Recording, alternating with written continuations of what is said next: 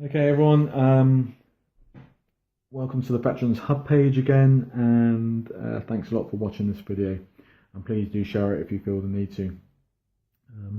So today, I think I'm going to just spend about 10 minutes talking to you about PTSD and how it affects veterans. The reason I'm going to do this is because, one, it's relevant to the hub that I'm setting up, and two, I want to raise awareness of a condition that I believe a lot of the public has misconceptions about. The general misconception that I think is out there is that PTSD in a veteran means that you're going to be dealing with a really angry, volatile guy who at any given moment, at the drop of a hat, will rip off his shirt, put a red bandana on, jump onto a motorbike, disappear to some barren wasteland, and then cause havoc for the local emergency services. Okay, let me reassure all of you that even though some of us feel like doing this, the likelihood of it happening is probably 0 to none. Okay, I'm not saying it won't happen, I'm just saying it's unlikely. Okay, it's a much more complex issue than that, and that's why I want to just talk a little bit about myself and the issues that I have. Okay, so for those of you who haven't followed this page before, or you've not met me before, my name is Andy Price. I deployed 3 times to Afghanistan with the British Army. The first time was at the latter part of 2003 with the Rifle Volunteers, who then became 6 Rifles, and subsequently I deployed 2 more times with 6 Rifles. In 2009 I left the Army. In early 2010 I deployed back to Afghanistan as a private military contractor. From Afghanistan I went to Iraq. From Iraq I went to Libya last year, and earlier this year I came back from Libya.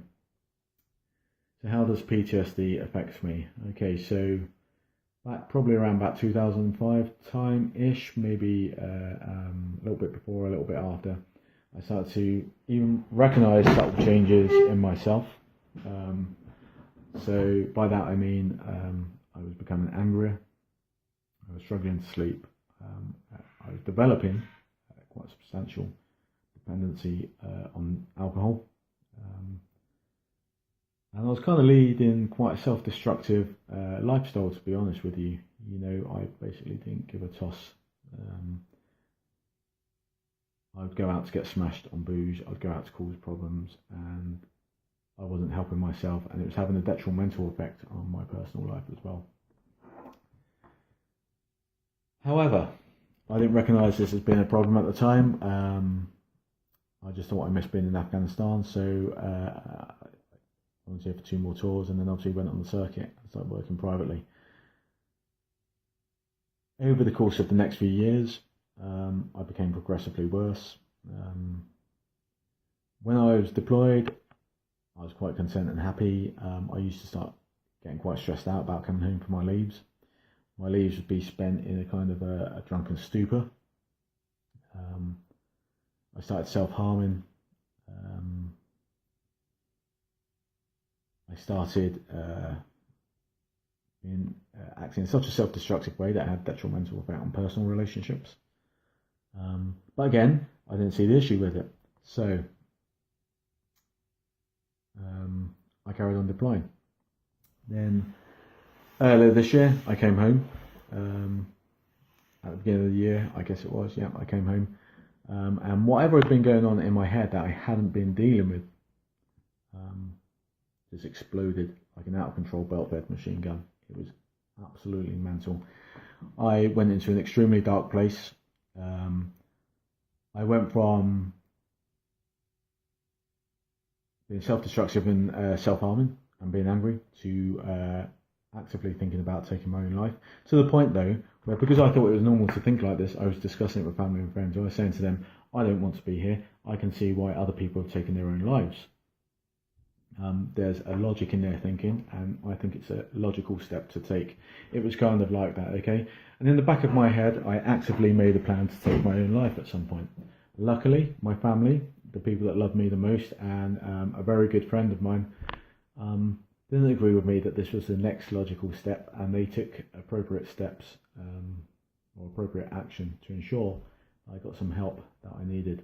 And from there, things have progressed in a steady but good manner. I now see a therapist on a regular basis. I'm now more grounded, and I have more of an understanding of what's going on within me, which has enabled me to deal with unresolved issues. So how does PTSD present itself in me? Okay, it's basically relentless. Okay, from the minute I wake up to the minute I go to sleep, my mind is continuously racing, and I just can't switch it off. Okay, I see threats where there aren't threats. Okay, I see problems where there aren't problems. I have irrational fears. I think, I'm going to lose my family at any given moment. I worry as soon as they step outside the front door as to whether or not I'm ever going to see them again. Okay, when I'm out and about, okay, I'm constantly in the back of my head. I'm looking for threats. I'm looking for ambush points, choke points. I'm worried when I'm driving. Is that a choke point? Am I about to be smashed there? Am I going to get ambushed? Who's that guy? Who's that guy in that vehicle that's following me now? He could just be going down to the same fucking shop as me, but I don't see it like that in my head. I start panicking, thinking, something's about to happen.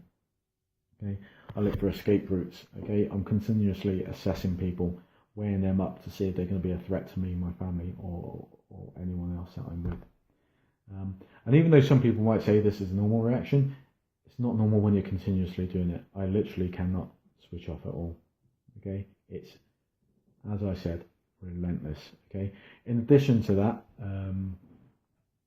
I have a problem with this, like smells, sounds, tastes can literally bring things back to me. Not necessarily always bad things, because I had more good experiences than bad experiences when I was deployed, but the fact is, it just bounces back into my head. And that's it, I'm away. And I would say that happens 4 or 5 times a day, minimum. Okay. In addition to that, it's my sleep pattern. I have horrendous nightmares. Okay, and it really messes with my sleep, and it adds to all of my other problems. The bad dreams I have, they don't make a lot of sense, and they don't always relate to something that I've actually personally experienced, but nevertheless, they happen. Okay, so you can imagine this going on for 24 hours a day, non-stop for a number of years. You just become physically drained and tired, and that's where things became bad for me at the beginning of this year. I just couldn't hack it anymore. I was like, oh my god, this is going to be me forever. How am I going to live with this? And lo and behold, I got some good proactive help, and things are hopefully on the up. There's a light at the end of the tunnel. I'm not naive. I don't envision this will just disappear overnight, and I'm quite prepared for the fact that it could be me for the rest of my life. However, with a good tool belt in place, with a good understanding of what's happening to me, and with good support, touch wood, I will be absolutely fine and deal with this. And that there is where the idea of the hub came from. Okay, there's a massive lack of support for veterans. There are so many men and women out there that are having problems, and they have no idea of where to turn to, or they have no one to turn to. Okay, and a lot of men and women as well that have served in forces do not want to go and talk to a civvy about what's going on in their head. And that's, I'm not trying to insult any civvies out there. It's just you have you can show empathy, but you have no real understanding of what these men and women have been through. So I'm hoping that the hub will become a place where guys and girls that are struggling, and maybe they're not getting the support that they need, can come together, and through experience and some kind of common ground, we can support each other and be there for each other to ensure that the worst case scenario does not happen. Okay, because it happens all too often. I know of 3 guys that have taken their own lives through this. Okay, and it's not a very nice thing. Okay. I almost became a casualty, and luckily, like I said, people recognised the signs, they recognised the symptoms, and they intervened. And it's the best thing that could have happened to me, really. So I think that's about it, really. I've given you a very brief insight into what goes on and how it affects us, and I've done this for educational purposes. Many of you who have liked this page don't come from where I live. You don't live in Weymouth. Many of you have liked this page are not veterans. Many of you who have liked this page do not have any kind of mental health problems. The reason I'm kind of sharing the page far and wide is because many of you, though, will know veterans. Many of you will have contact with veterans. Okay, many of you will know people who do struggle. So I'm hoping that by getting more and more people to like this page, that someone somewhere who's struggling might see it. They might listen to a video. They might see what's been written on there, and hopefully, that could give them the courage to reach out and say, "Hey, man, I need a little bit of support here. Can you give me a call or whatever?" Or can you connect me with someone in the area that I live in? And by doing that, we'll be able to hopefully save someone. If that makes sense. It probably doesn't. But anyway, guys, I've talked for about 10 minutes now. I will do a video again later on or tomorrow where I'm going to talk about available services. And now I'm hoping the Veterans Hub will bridge a gap between someone struggling, coming to the Veterans Hub, then moving on to the appropriate service. Thank you very much. That's this cool sign out. Goodbye.